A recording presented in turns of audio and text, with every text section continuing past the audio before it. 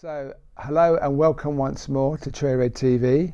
I'm Iain McNay and my guest today is Robin Millar. Hi Robin. Hello. And Robin is in our new series, My Adventures in Music, where we look at various people in the music industry and we look at what they've done, their achievements. And we try and dig a bit deeper into the person themselves to find out what motivates them, what makes them work. And Robin has primarily been a producer. He's done other things as well, but he produced the first two Sade albums, he produced Tom Robertson, he produced Malcolm McClaren's Paris album, he produced the first two Everything But the Girl albums, worked with Fine Young Cannibals, Big Country, Black, Working Week, Randy Crawford, and even spent a year with the Grateful Dead mixing their tapes. So he's done so many things that are diverse, and I've only really touched the surface with that list there.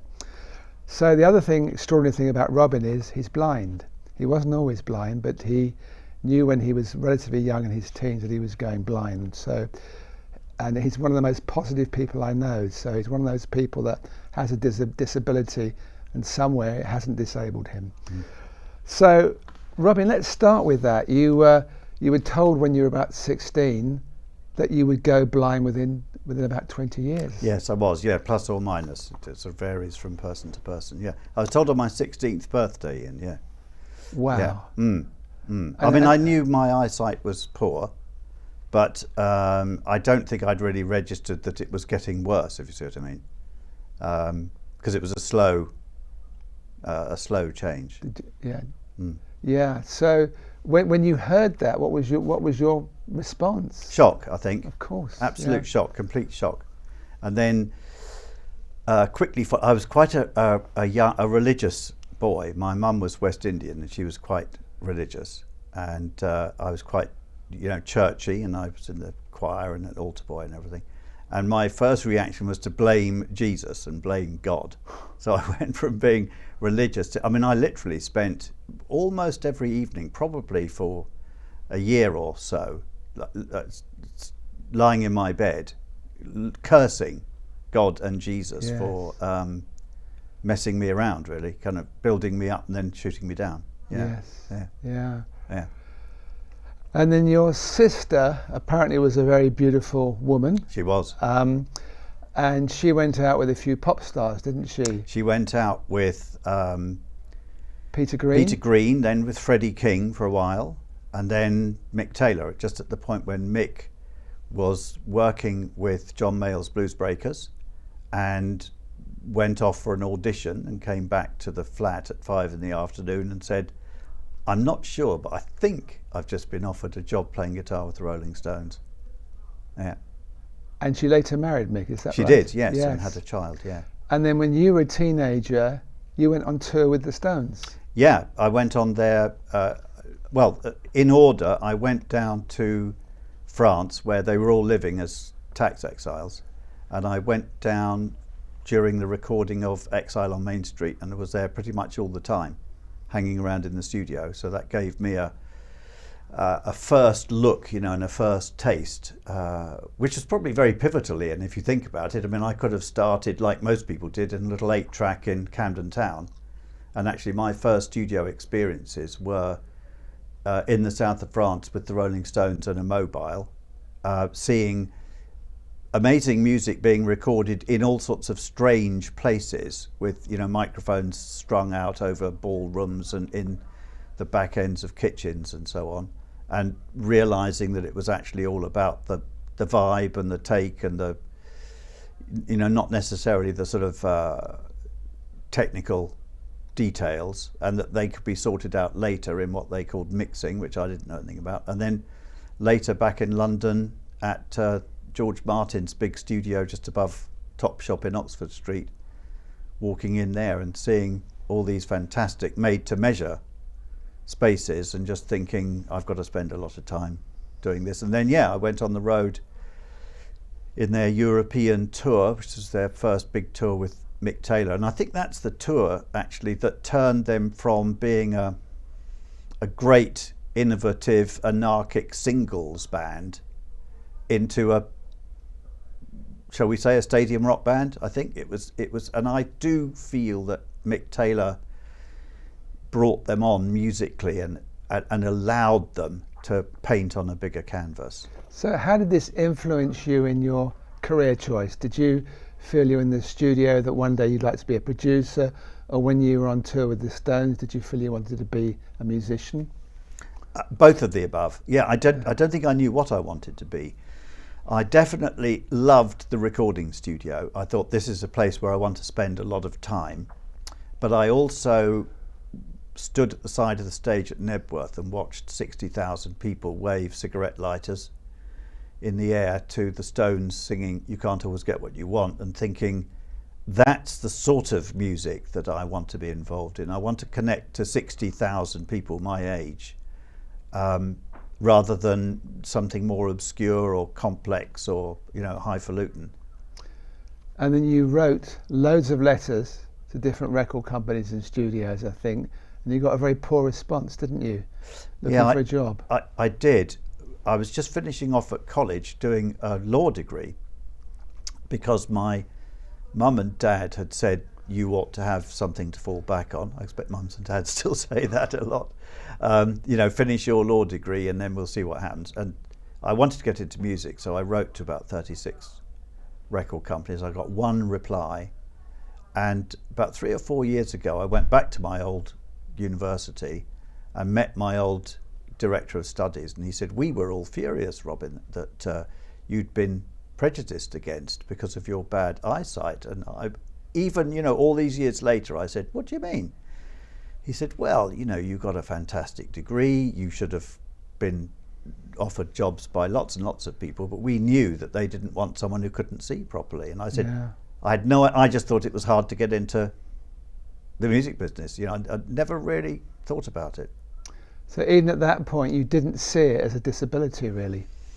No, I also auditioned for, you know, various jobs with bands and didn't get the jobs. And I used to come away thinking, I don't really understand. I'm definitely a better guitarist than the guy who was there before me. I'm definitely better looking than the guy before me. I can sing good backup vocals. And I suppose, understandably now, if you're in a young rock band, they sort of thought, someone with, you know, maybe it's not a good look, maybe he'll fall off the stage, which I did actually eventually. And but no, it never occurred to me that it was the reason people wouldn't give me work. But then once my eyesight got too bad to read sheet music, because I used to get work as a session guitarist reading music, then I did realise I had to start making some choices. Yeah, but you actually went off to Brussels, I think, or you went Paris first. Yeah. Paris first. And there you got a job as an assistant in a recording studio. What they now call an apprentice, Ian. Right. Yeah, I was apprenticed, yes, and on day release, you know, I was going to college 1 day a week at the University of Paris, and then working in the studio the rest of the time. And in what is now time-honoured fashion, I was assistant and then engineering whatever the studio was being paid to record, pop, rock, middle of the road. And then at night they had spare time, and the enterprising owner heard about this new sort of music, which was punk and new wave, and I was the youngest person there, and they said, look, we're going to let the studio out after midnight and you can get your teeth into recording some young bands, Robin. And of course, effectively I was producing, Ian, really. I mean, because I was the only one, you know, there in the room. I was engineering, but I was also telling them what I thought they should play and whether they should play it differently, and looking for little gadgets and sound effects to make the sound more unusual and more interesting. And they started putting out 12-inch singles, and a couple of them got successful, and then one of the bands got a deal with Warner Music, and my name was on the box as producer because I'd written the box. And that was that Extra Bell? Yeah, that was Extra Bell. Which was a hit, a song called Heroin, that was a hit. Yeah. It was. So you quite quickly, in a way, turned yourself from apprentice, if you like, in the studio, into someone that, working at night, could produce a record that could be a hit. And also, getting back to your earlier conversation, something that I realised that not being able to see properly wasn't a disadvantage. I wasn't going to fall off a stage. I wasn't going to have trouble reading the dots. I knew my way around the studio so well, all the knobs and buttons.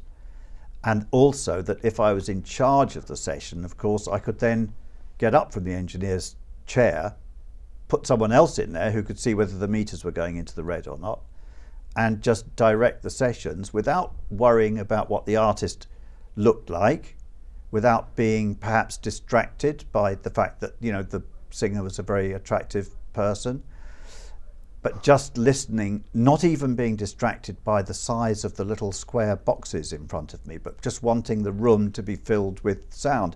And I was realizing from feedback from people that I was getting an unusual sound, an unusual clarity. Do you think part of that was to do because your hearing was enhanced because your eyesight was fading? No, I think it's to do with the fact that I think if you can see a pair of speakers, you psychologically accept the fact that there's one sound in the room with people sitting around you talking, and then there's another smaller sound coming from the little boxes in the corner of the room, the speakers. And I think that not being able to see which is which and just simply twiddling knobs until the voice coming out the speakers sounds the same as the voice of the person sitting next to you is probably very difficult to do if you're looking. A lot of the young engineers that I've trained over the years remind me that I constantly told them to shut their eyes while they were working. That's very interesting. Yeah. And they still do it. Yeah. And then around this time or a little later, you did start to work as a musician, and you were in a backing band backing Nico. Yes, I did. I wanted to stop working in the studio. I'd kind of slightly missed playing live. I think most people who ever have miss it. It's very interesting.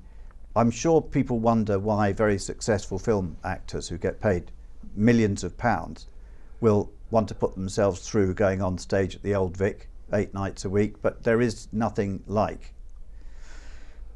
just doing it for real and doing it's got to be right that once. And it was just an opportunity that came up to work with Nico, and I was a huge fan of Velvet Underground. I was very influenced by Velvet Underground, partly from being in France, because the French loved Iggy Pop, they loved Velvet Underground, they got, if you like, the transition from old style rock and pop and folk to the new wave quicker than the British did.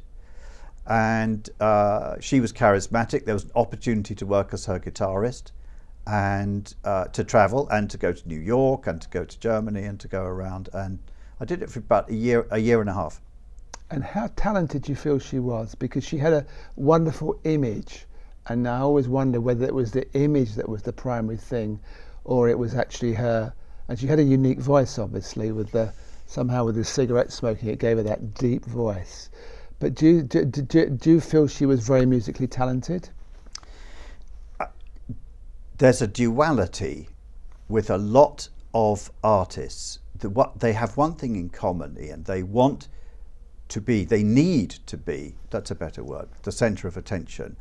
And for a reason that most ordinary people can't understand, they need to strip themselves naked and bare and stand in the spotlight in front of people and express their innermost fears and needs and thoughts in front of a room full or a concert hall full of strangers. And yet there's an intense secrecy and privacy with some of the best of them, that this duality becomes a mixture of a compulsion and a fear. And I think it's what leads a lot of them to become, as Nico did, addicted to drugs. It's that same duality. It's that same duality of not liking where you are and wanting to be somewhere else where you're sort of free, and then pulling back again. So a very complex person, much more delicate, much more vulnerable,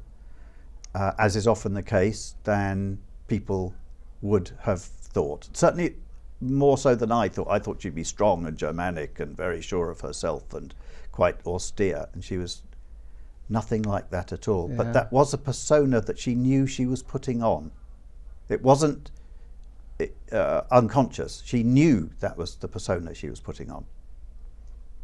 So that was obviously an amazing experience. You had some success in France and Belgium producing, but then you decided you want to come back home to England and see if you could achieve some success in the UK. And that wasn't so easy to start with, was it? Because you started, I think you got yourself a deal with, was it Atlantic Records?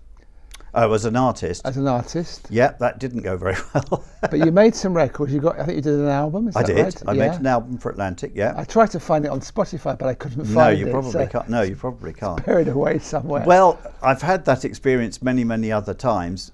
Is that you have to be in the right place at the right time, and it was the fact that the person who signed me got the sack when we were 3/4 of the way through finishing the record. And the way that the music business operates, and still does unfortunately in most cases, is that the new person who comes in is paid commission on the people that he or she signs, not on the people that they inherit. So there's no interest, there's no incentive for them to stay interested.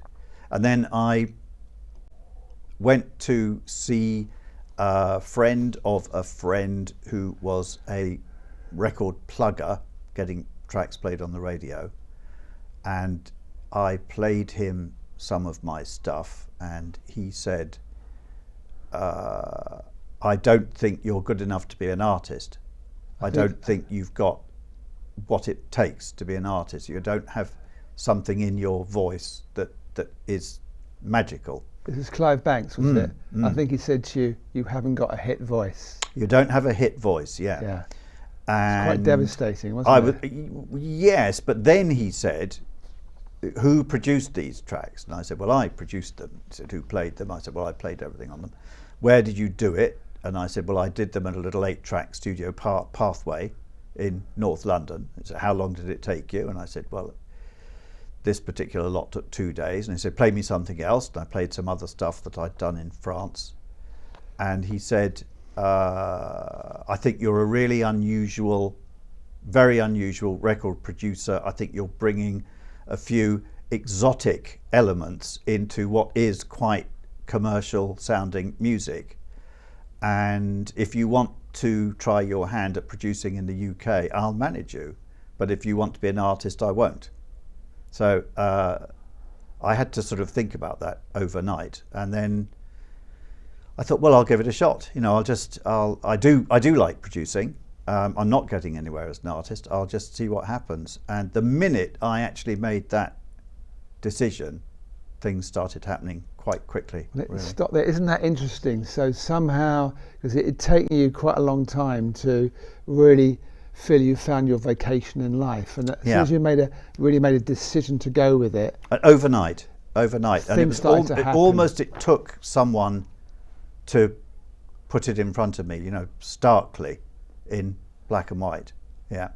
And then you found very quickly a tape of this band Pride. I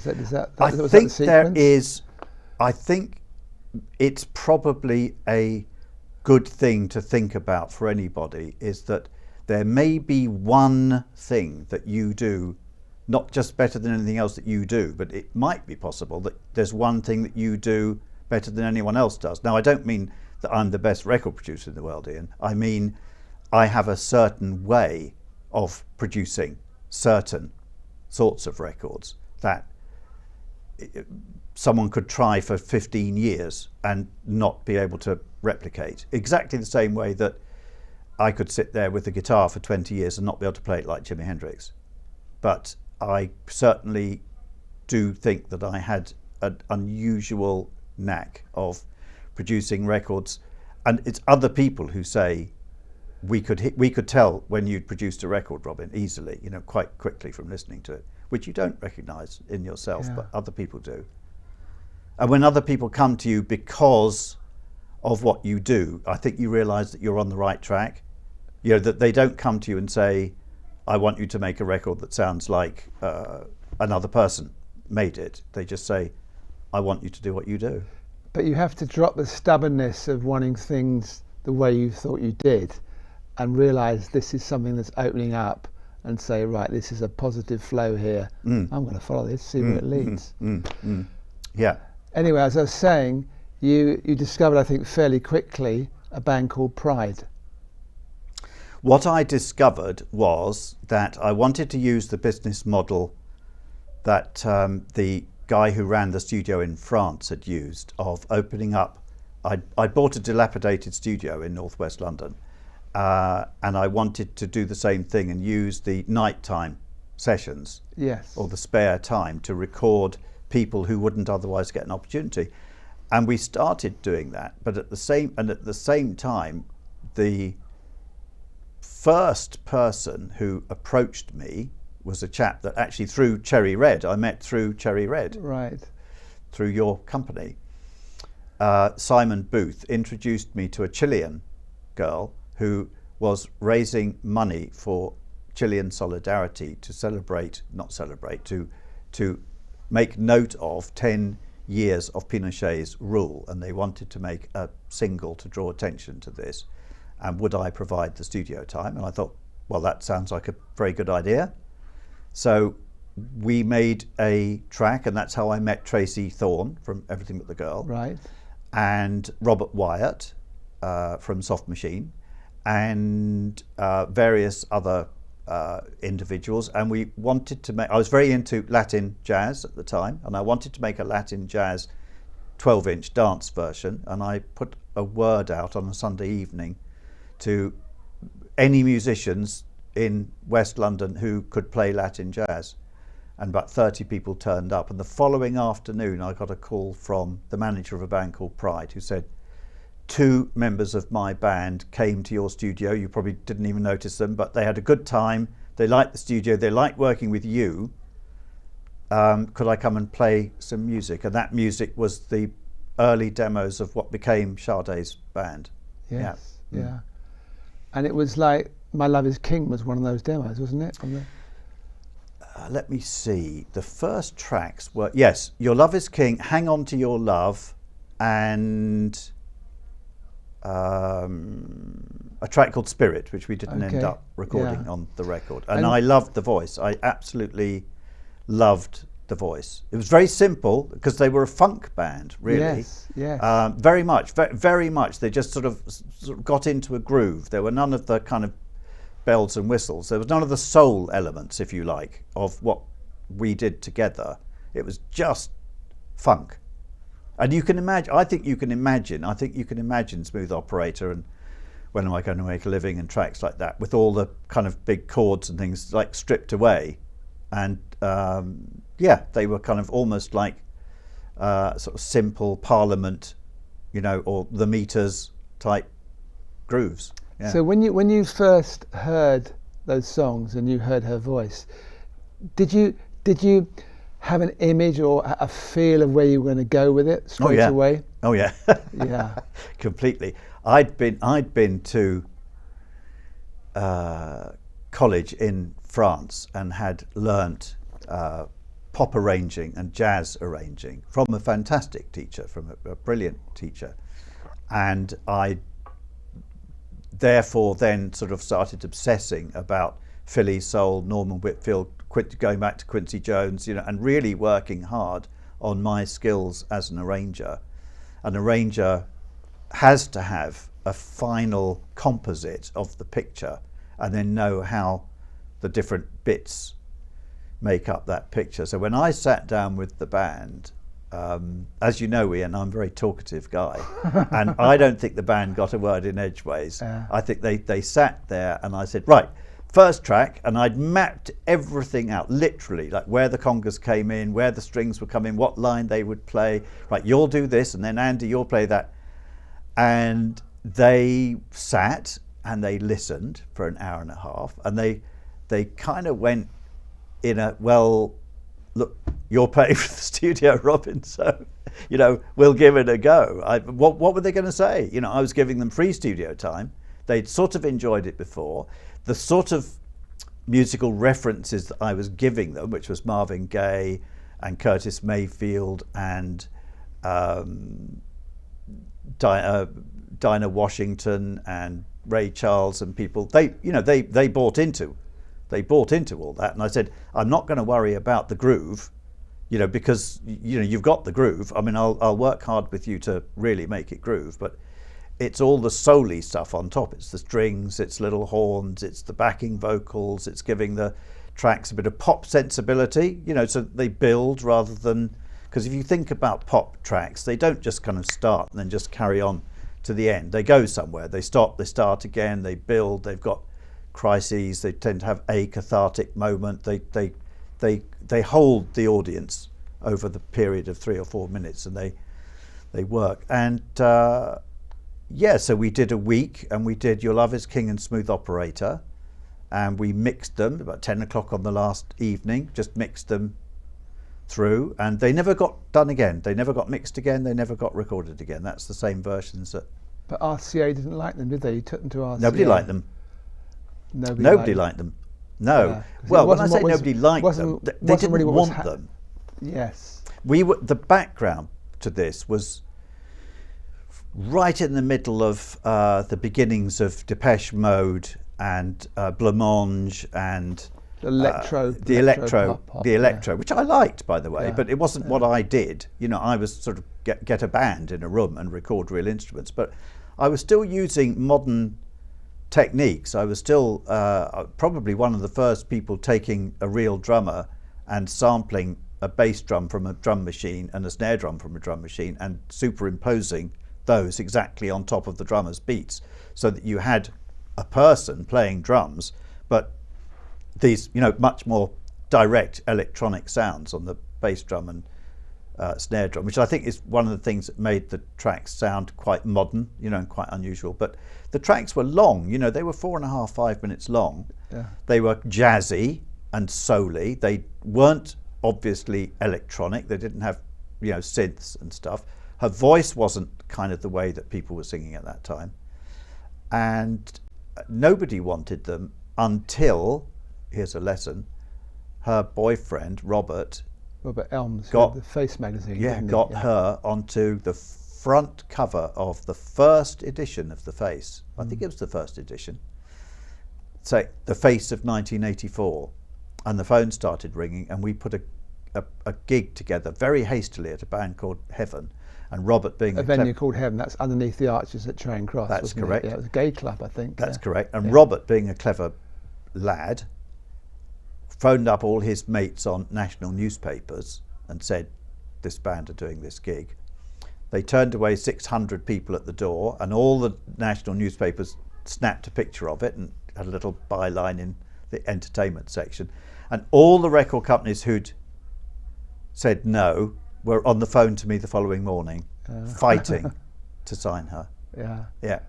So did you kind of, I'm always interested in the vision of people, especially the vision of producers, because even though you don't necessarily write the songs and you don't necessarily play the instrument, you craft something. So you put all the parts together and you see what's missing and what could enhance it and make it special.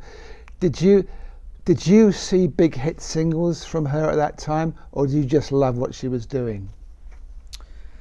I trained as a sound engineer and worked hard at it. I worked in the studio as a session musician and I worked hard at it. I trained as a music arranger and I worked hard on it.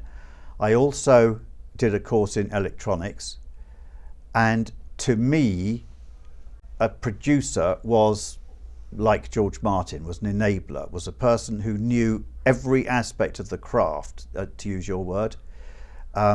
I didn't really understand how someone who'd just been a good recording engineer could be a producer, or had just been a string arranger. To me, it meant that you were a sort of master of all trades, in exactly the same way that I think a film director who understands cinematography will make a very different sort of movie to somebody who doesn't. And some producers are just vibes merchants, they don't have a lot of skills or knowledge at all. They're just very, very good at bringing out the best, in a band, and they will make sure that they'll put all the right component. They'll get a brilliant arranger, they'll get a brilliant sound engineer, they'll get a brilliant mixing engineer. I was sort of one-stop shop. A one-stop shop. Yeah. Very successful as it turned out to be. And yes, shop, yeah. yes, I judge my success in sales. Is that too blunt a thing to say? No, I think it's a very intelligent thing to say. I try and make the best record I possibly can, and then I judge my success in sales. Yeah. So when the first album went so big, were you surprised it was that huge? No. I wasn't surprised. You can tell when you've finished a track and you go to the final phase and you invite the first dozen or so people. They might be friends, they might be friends of the band, they might be a bloke that you know, or someone you know is passing by. When you play songs to other people, it's something inside you. Anything that's wrong with them gets magnified. Anything you feel uncomfortable about gets magnified, and that's usually the case. That you think, I'm not sure if it's. I knew when I played those first tracks to the first 20 people, I knew that A, it had been a complete success, and B, that with her face in front of it, it would kind of stop traffic. If it got played, obviously, which was out of my hands. Yeah. And it did get played a lot, all over the place. It got played all over the world, bit by bit, and now a record gets put out, and because it's up on Spotify or YouTube, it's released all over the world by default, the same day. You didn't have that problem. We released it in the UK first, then we released it in Europe, then we released a different track as the first single in America 9 months later, by which time she'd had a chance to gig, do concerts all around the UK, do TVs, country to country to country. By the time it came out in America, she had been number one in, I think, 15 countries. And therefore, of course, the interest and the momentum that from the American record company, they said, right, we've complete confidence in this artist, we're going to pour money into her. So bit by bit, and it lasted. Well, do you know it's still lasting, Ian? It's still lasting. I mean, I can go to Argentina and I can check my bags into an Airbnb, go across the road to a cafe, sit down, and by the time my cup of coffee, has arrived, I'll quite likely hear a Sade track on the radio. And how does that feel? That must feel incredibly satisfying all those years later, that somebody still loves that record and is playing it. But relief. You still get some royalties, I guess. Relief, obviously, because I know some fabulous people who have got a lot of talent, who have had good, long, respectable careers without having that one extraordinary breakthrough. And it's more than relief. I do sit there and scratch my head and think, if you had to choose a record that's now 33, 34 years old, that is going to be the badge that you wear around your neck for the rest of your life, what record would you rather have than Diamond Life? And I'd be hard pushed, because so many great records were records of their time. There are people like Trevor Horn, who produced all the Frankie Goes to Hollywood stuff, and amazing tracks by Dollar and Buggles and things, which I sit in amazement. I just simply don't know how he can do that. It's so clever, it's so talented, but they're very much set in their own, time. Whereas I think when I said earlier to you, there is a certain something about the way I make records that isn't like anyone else. That one had all the right components of a fantastic looking artist and a massive push from a record company. And it's also music that's timeless. It is. And you can't say that about all kinds of music. No, and that's because I pay absolutely no attention to the market when I'm making a record, none whatsoever. I'd simply pay attention to the band, although obviously I absorb the market because I listen to, music that's doing well. I do always make a point of knowing what the music that's doing well in the genres that interest me, Yes. sound like. So I'm not terribly likely to want to check out Little Mix because I'm not likely to be asked to or want to make a record that will compete with them. But if I read something that says, oh, you should check out Lord, or you should check out Lana Del Rey, or you should check out, I will make a point of just getting it in there into the subconscious. But certainly all the time, anytime that I'm making a record, I don't play the radio and I don't play records at all from the beginning to the end. And then So when you I get have to no the end, outside influence. no. And then when I get to the end, I binge on, I catch up. I binge on music that's around. You also you were very active around this time because you also produced in '84. You produced Eden, the first album by Everything But the Girl, Yeah. and you told me on the phone a little story there about you had a deal with Ben Watt that you promised to make him laugh every day. Is that right? I did. I think Ben was.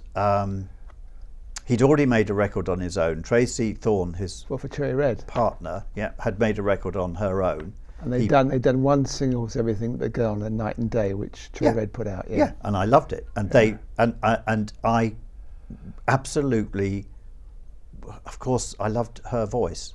It's fantastic voice. Voices do it for me, and I had to record that voice, Yes. and nothing was going to stop me. So I knew that Ben was not just not interested in producers, but probably actively suspicious of producers. But I also knew that his dad was a jazz arranger, so that there was a level at which I could communicate with him. So I talked around the project, Ian. I didn't talk about the project. I talked about jazz records and talked about things that we loved about jazz records. And then in the end, I came in with a ludicrously low fee for producing the record, and I said to him, I promise I will make you laugh every day, Ben.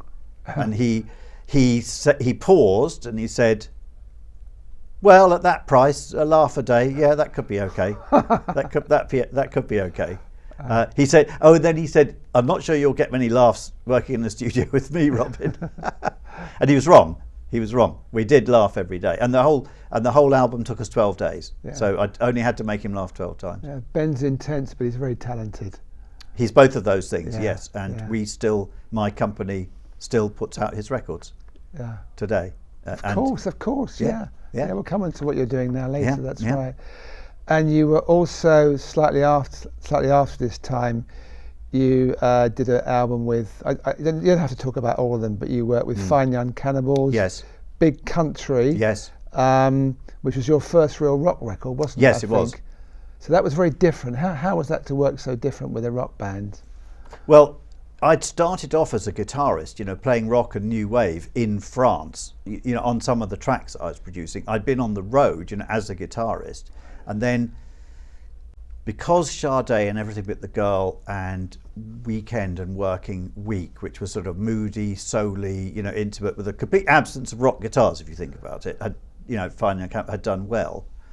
That was the area that I was being offered work in. And I did an interview for a magazine, which the singer Stuart Adamson from Big Country happened to see. And during that interview, I said, I am basically a rock guitarist, and I'd love the chance to produce a rock album. And he said, all right, mate, we'll give you a chance. And it was great fun. I produced their biggest ever single, Look Away, their biggest record by far, which was, as far as I was concerned, sort of job done.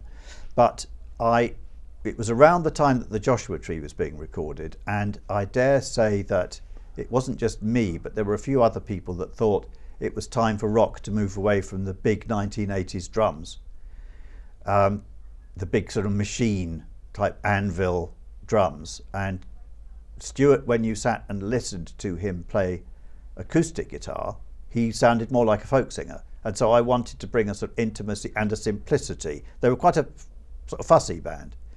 And so we recorded the record that way, but the record company decided, even after, I did mix Look Away, but after that they wanted to get back to the sort of big country, you know, massive effects sound. And so they mixed the record. I did mix the record in my own quiet way, but then they mixed the record with an American producer with a big American sound. So it doesn't matter now. At the time, I listened to it, my hair stood on end. I thought, my goodness me, what on earth is, you know, what have they done to my record, as it were? Yeah.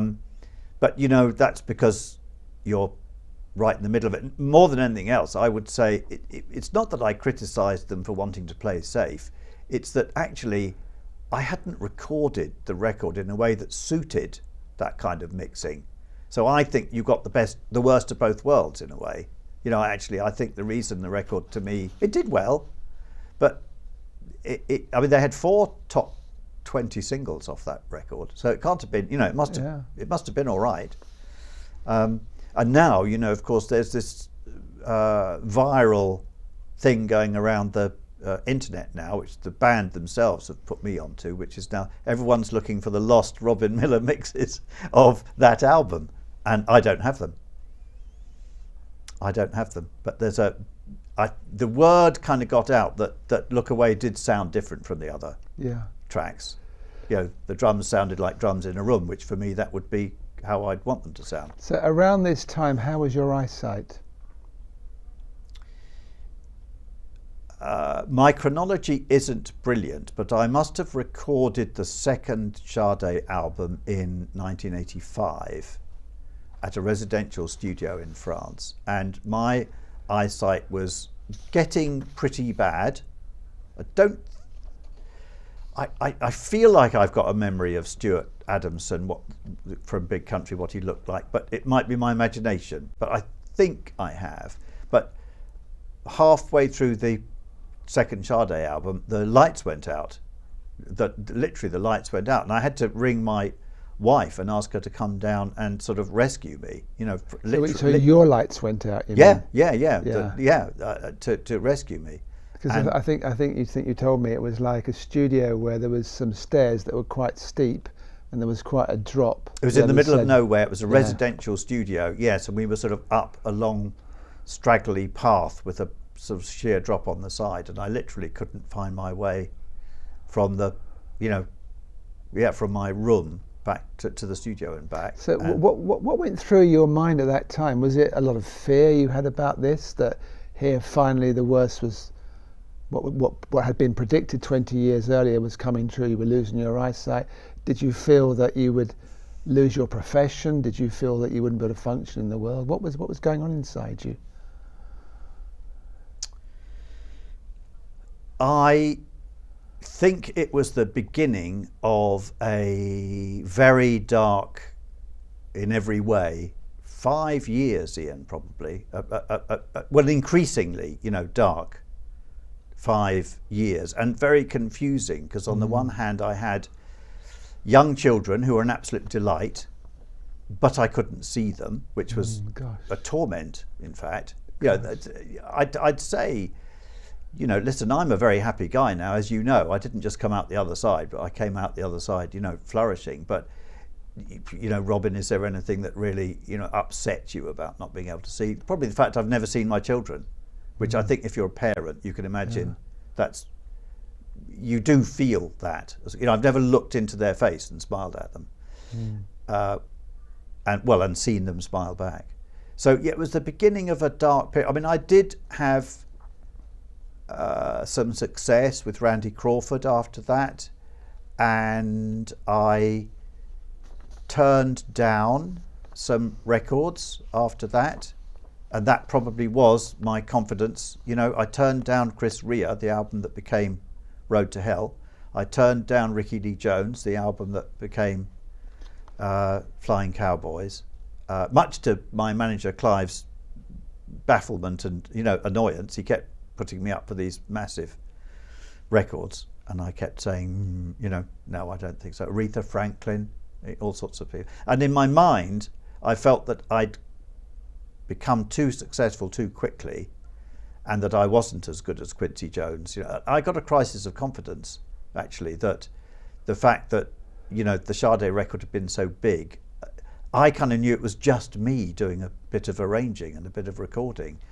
And but it was more than that, because as we established earlier, it was also your vision on how the sound would sound. yes, but when you make something yourself, it just sounds like a tape with some things that you've recorded on it. It doesn't really sound finished. If I listen to if I listen to a Quincy Jones, like Thriller, it sounds finished to me. So my stuff didn't quite sound finished. So I thought... So is that true? So what you're saying is that after you finished a record, you felt it could be better, it wasn't complete.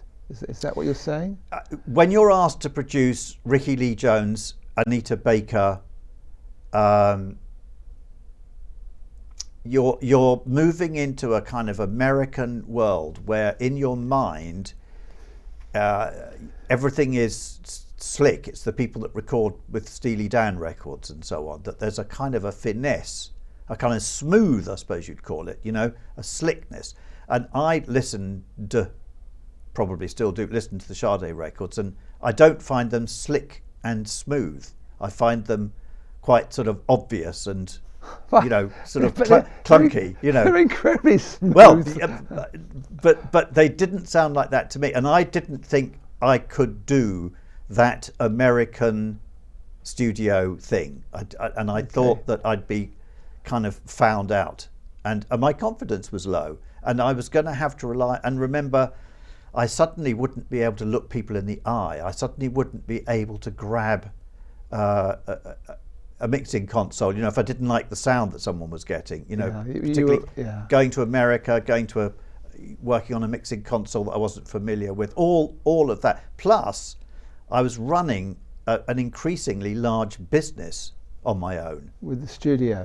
Yeah, with the studios and a record company and a publishing company and, you know, a management company. And my obstinacy said I was, you know, going to do it all single-handed. So I kind of more or less stopped producing. I became quite grumpy. I stopped getting help. I started smoking more. I started drinking more. And eventually I had to sell the studios in a hurry because they were losing money. I had to close down the record company and the publishing company, which was actually very good for me. When I got a lot of money, as you can imagine, up front for starting record companies based on my success. Yeah, I had big record companies saying, "Oh, we'll give you loads of money to start your own, you know, business and make your own records." And I had to close it down. And I went. This is something I probably got from my mum and dad. You know, I went to see all the heads of all the companies that had given me money to apologise for the fact that the company hadn't succeeded in paying their money back. And a friend of mine, someone you know, lawyer John Kennedy, said that even 20 years later they still talk about the fact that I was the only person they could ever imagine going into their offices and saying, "That £150,000 that you gave me as an advance, I'm afraid you're not going to get it back," and, you know, it's all gone wrong. But I'm glad I did now. Yeah, I'm glad I did. Of course. Glad I did. So just so I'm clear, so when you recorded the second Sade album, was your eyesight was very limited then? Yes. Did you feel that affected what you did in the studio?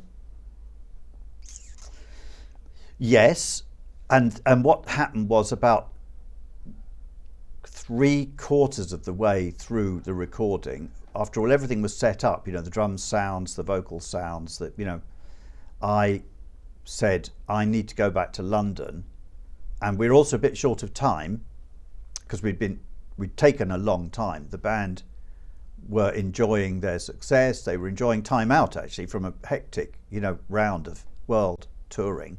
So they were enjoying relaxing in the south of France. So we were actually also running out of time. So I came back to London to start mixing the tracks that we'd already done, whilst they finished recording the last 2 or 3 tracks, because I simply couldn't cope with being there anymore. And then when they came back, we did a few little bits of tidying up, you know, of extra recording back at my place, and then I finished mixing the record at my place.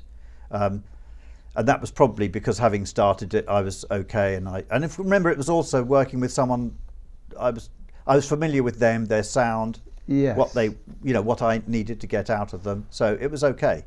It was okay to finish that off. It would have been starting something different that was the challenge. But in 1994, you did something very different. You went to Paris with Malcolm McClaren, who's, I never met Malcolm McClaren, I've heard so many stories about him, like we all have, who wasn't the easiest character, it seems. And you made that Paris album, which I've actually dug out because I bought it at the time and been playing it in the car recently. It's brilliant in so many ways.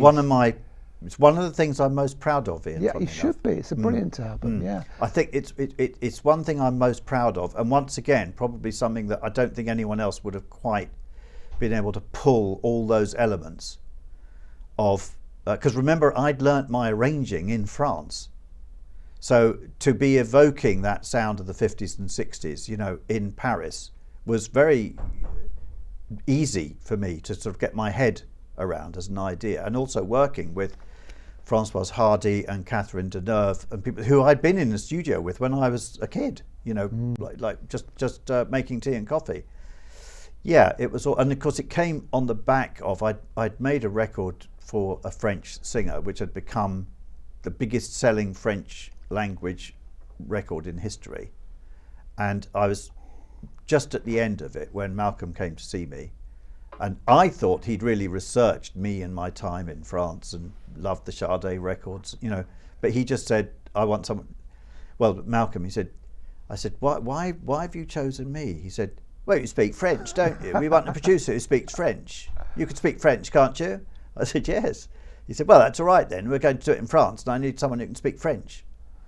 So, and that was because Malcolm had no idea how the process of recording worked at all. So to him, a producer was just the person that did all the heavy lifting, while he sort of wafted around having ideas. But boy, was he inspiring to work with. What a fantastic inspiration. A man who couldn't play a note, didn't understand one chord from another. But if you want to be inspired, he said, "Right, we're going to do this track and it's going to be about Miles Davis. And I've rented a flat overlooking the square where he met Juliet Greco in 1953. And I've got pictures of Miles Davis, all over the walls of the studio. And I've found I want a surreal element to this track. So I have found all these surreal cinema ads made by all these extraordinary surreal artists and painters, and we're going to play them." And to find someone who wanted to be as immersive as that, living in the town, eating at the restaurants where the people that we were making a record out at. I mean, I'm sure that people making movies or people writing novels do that, but honestly, Ian, you don't really get many people making a pop record that want to be as immersive and as intensely creative. We broke into Père Lachaise Cemetery at 1 a.m. and he climbed on top of Jim Morrison's mausoleum to talk to him about the track that we were going to make about Jim Morrison being buried in the cemetery. So he was talking to Jim Morrison in the grave. He said, "Am I allowed to swear on this TV programme?" Yeah. Okay. We broke in and we found our way with the help of the photographer we were working with and a torch to Jim Morrison's mausoleum. And he clambered up on top and he says, Jim, this is Malcolm and Malcolm McClaren here. We're doing this record and I'm making references to you and it's about this." And he told me, "I'm fucking petrified here." And suddenly about 6 cats jumped up onto the mausoleum next to him. So he's a little fellow and he jumps down and he goes, "We've got to get out. It's fucking pitch black in here, right? I can't." And of course, I'm a dab hand at finding my way out of places because I remembered my way in. The photographer, by the way, had scarpered, left off. So I said, "Follow me." So we found our way out again. So yeah, I mean that's. And he said a great thing to me. Paris is a very different place to be a pedestrian, and I was in his hands for 6 months. I would hold on to his arm, and we would get to the edge of the road, and he would just walk, and I could hear cars screeching to a halt to my left and right, horns blaring, people swearing in France, in French, and he'd get to the other side of the road, and I'd go, "You ever thought that you might get one or both of us killed, Malcolm?" And he said, "Oh, I learnt ages ago, Robin, you either stand at the side of the road and you wait for the traffic to go past, or you just look at the other side of the road and you just go." And I think that's probably how he lived his life. I think it probably is, yeah. And we came out unscathed, yeah. Yeah, but it's very interesting when you say about him, he wasn't a musician, he didn't know a note of music, and yet he was so kind of creative in the way that he put his input into that album. And very inspiring. Inspiring, but more than that, it was kind of, obviously you two somehow, you could meet him with his creativity and your creativity with your musical ability, and somehow you could translate that into a record that's that record is a very unique record. It's probably a forgotten record now, but I think it's unique. a forgotten record, yeah. I'm not sure that it was ever promoted in the way that the others were, because he fell out with the record company in a very big way, because he spent the first £50,000 they gave him on making an advert for British Airways and said, "I've got no money left to make the record," which is very Malcolm. So I'm not even sure whether it ever got a proper. I get a huge amount of mail or contacts about that record from people who all over the world. You still do? Yes, I still do. Yeah. Yes. And I mean people who say it's my favourite ever record. By anyone. Yes, yes. I do. Yeah. Yeah, I can believe that. I think other than the Sade record, that's the record I get the most letters about easily, by far. Yeah. And then you were talking earlier when we were waiting to start recording that you spent a year working with the Grateful Dead, and it wasn't you were going through their tapes and mixing their tapes, and you spent a year with them, and it was you got there the day that Jerry Garcia died. You arrived at the studio or at the place they were. I remember that I'm coming out of the other side. I've done a big French album, I've done the Malcolm McClaren album, but I'm still, and I'm spiritually well on the road to recovery. But the thought of a year in Northern California really appealed to me, because it appealed to my natural left-leaning, anti-establishment hippie, personality, and it would be kind of a break, from everything that had happened in London. And I didn't really know how big the Grateful Dead were. I knew I was good at mixing, and I knew they had chosen me because, once again, I did ask them, and they didn't say it's because you speak French.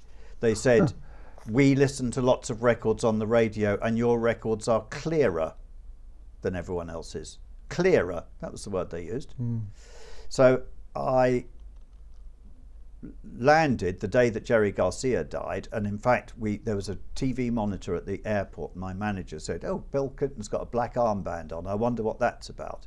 And he was a big Grateful Dead fan, a Deadhead, and I thought they'd send me home, but they didn't. They said they were very keen to carry on working, and in the first 10 days the studio became a place of pilgrimage to Bill Clinton, Joan Baez, Grace Slick from Jefferson Airplane, David Crosby, Carlos Santana. A lot of people said, like Carlos Santana said, nobody would book a Hispanic band in America when we started, and the Grateful Dead refused to fulfill their obligations to play concerts unless we were allowed to play support. And so you hear amazing stories like that, really. Ravi Shankar said exactly the same thing. Nobody would, allow an Indian person playing the sitar to work at a mainstream venue, but they insisted. So it was very educational for me. And in fact, I was only supposed to stay there about 6 weeks, and I did end up staying there a year because the drummer then wanted me to help him with his album, and then he wanted to help me with another album, and then that segued straight into him being asked to do the opening ceremony for the Olympics, Atlanta Olympics, and he said I'd been with him for 7 months by that time, And he said, I can't do this on my own, Robin. You know, you need to help me to produce the sound, you know, for the Olympics. So I stayed for the rest of the year. Yeah. So if we bring things up to date, these days you're chairman of a company called Blue Raincoat, who look after many things. You have the Chrysalis catalogue you Yes. look after. You're also signing new acts for management, publishing, and recording. You work with Chris Wright, who used to be the owner of Chrysalis. That's right. And also Jeremy Lascelles, who I think was MD of Chrysalis at one time. That's right, yeah.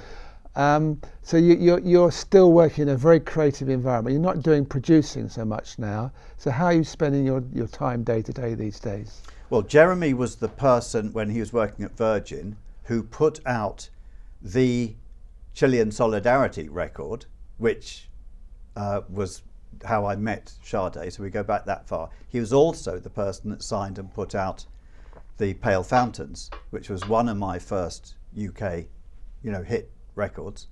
Not a big hit, but it was once again, you know, a significant record, I think, because I was using all my arranging skills. So it's nice to be working with him again after all this time. I didn't know Chris Wright before. Chrysalis obviously is 50 years old next year.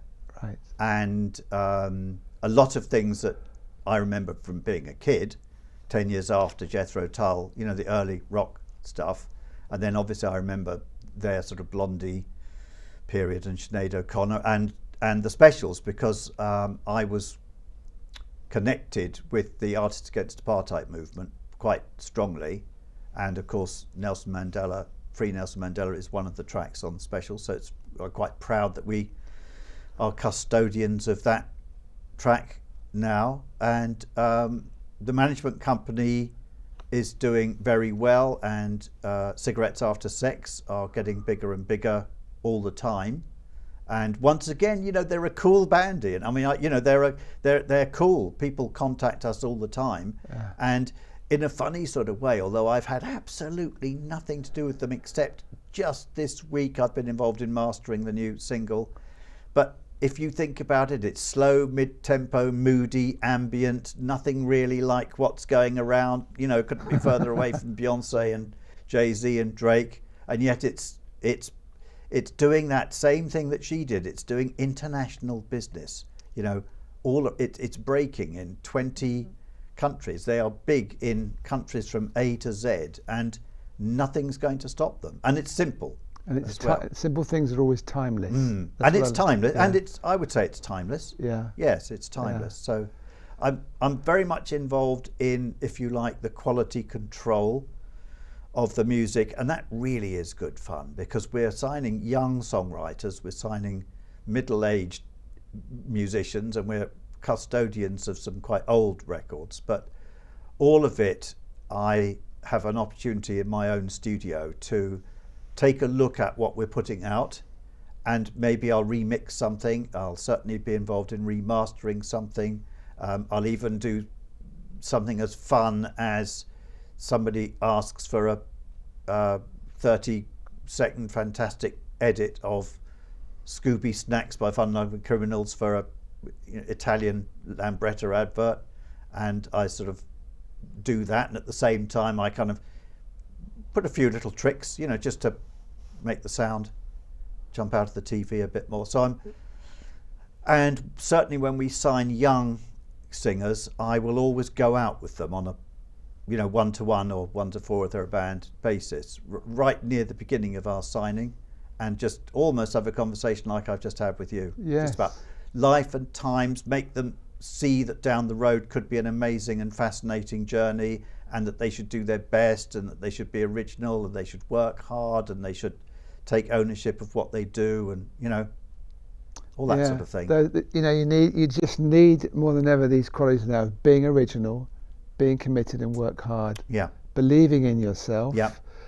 And just, you either get the luck and it's the right time, or you don't. But you have to do all those things, and I think people give up too easily these days. People give up too easily, yeah. I want to read something. We have to finish in a few minutes. I want to read something which I pulled off your website, which I found very touching. Waking up every morning. This is you wrote this. Waking up every morning, opening your eyes and seeing nothing is a miserable beginning to every day when you had 8 hours to forget and dream and imagine. When I open my eyes every day, I know that if I am lucky, I will stub my toe a few times, bang my head, cut my finger, fall down a flight of stairs and burn myself. If I'm unlucky, I'll break my nose again and end up back in hospital. I shrug that feeling of despair off very quickly. I'm determined not to give in to it. I may be a blind man, but I'm damned if I'm going to be an unhappy man. And I think it touches me really in that. It just sums up your positivity and determination to live a full life, even though you have, in some people's eyes, a major disability. And I know you do, maybe just talk, as we finish off, talk about some of the charity work you do, because I know you're quite inspirational to many people. You get around 60 letters a week from people that are blind or parents of blind children asking for your feedback and advice, and you put some of your replies on your website. So just talk a little bit about that side of your life now. Well, when I was young, as I said to you earlier on the interview, I was quite a religious boy, and that came from my mum. And then I shrugged all that aside, but I suppose some things that remain a legacy are a sense that we are what we are because of our genetic makeup and our parenting and our circumstances. So you can't really take much credit or deficit, if you like, for where you are. Secondly, the bit of the church service that was always my favourite was the bit where, and I think this is common to a lot of different denominations, where you sit as a community, stand as a community, and you bow your head and you give thanks. And you think about, first of all, the people in your local community, like, Mrs. Bridges down the end of the road whose husband passed away, or, the family in the street who'd had this horrible disaster, and the people that have no money to pay for their food or clothes on their back. And then you move on, and then you think about what's happening in the wider world. I'm talking about when I was 8, 9 years old, remembering this. We think about the people in Haiti who've been involved in a terrible mudslide and who have no homes to live in. And I think that shaped something very, very deep within me. And then I went through my own youth and selfishness and insecurity and losing my own eyesight, so sort of wallowing in self-pity, and then made a whole load of dough.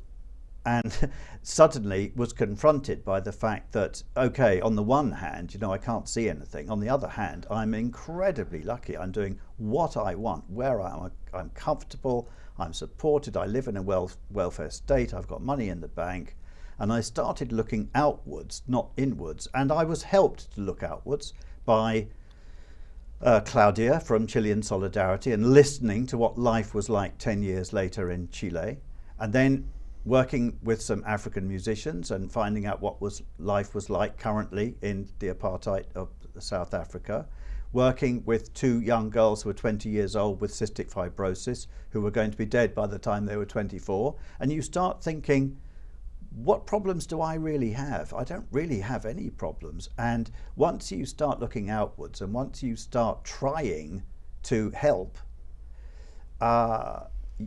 you find yourself standing on the mountain along with everyone else who can see perfectly well, looking down with sort of fury, pity, a need to do something, a need to help, along with everybody else. So your own problems become tiny. And remember, in some of the refugee camps, I've come across little 8-year-olds who, as well as things that they've suffered that I wouldn't even talk to about on this program, they're blind as well, Iain. Yeah. They're blind as well because somebody put their eyes out. And if you can meet one little 8-year-old girl who has no hands because of something bad that happened to her, has no eyes, and can still find it in her heart to dance to I Had a Dream, and from Joseph and the Amazing Technicolor, you think if she can do it, I can do it, really. And it's what spurs you on. And Chrysalis is 50 next year, and we decided that we weren't going to do a big swanky party and a vanity project, that we've started something called Transformation, which is a 2 to 3 year project to start with, where we're going to find people who have got creativity and talent and nothing else going for them. No connections, no money, no chances, no social media following, probably no, computer. And we are going to find ways of bringing them through. Some of them are in prison, and we're going to use this project called Transformation to put their music up on a platform and draw attention to it, because being successful, Iain, it's like, going back to Sade, it's one thing to make great music, but you've got to draw attention to it having made it. Look at Madonna, look at Prince, look at the Beatles, look at the Rolling Stones, look at Sade. They make great records, but boy, do they make a big effort. So we are going to find people that we think have got what it takes and nothing going for them, and we are going to shine a light on them and draw attention to them, and maybe with a bit of luck, 1 or 2 of them will get through, and then 30 years time they'll be turning around and doing the same thing for the next generation. That's really great to hear. Robin, we need to stop there, but you are an inspiration in many ways. I really appreciate you coming along. Pleasure. Talking on Cherry Red TV. Great pleasure, Iain. And thank you everyone out there for watching Cherry Red TV, and I hope we see you again soon. You will. Bye.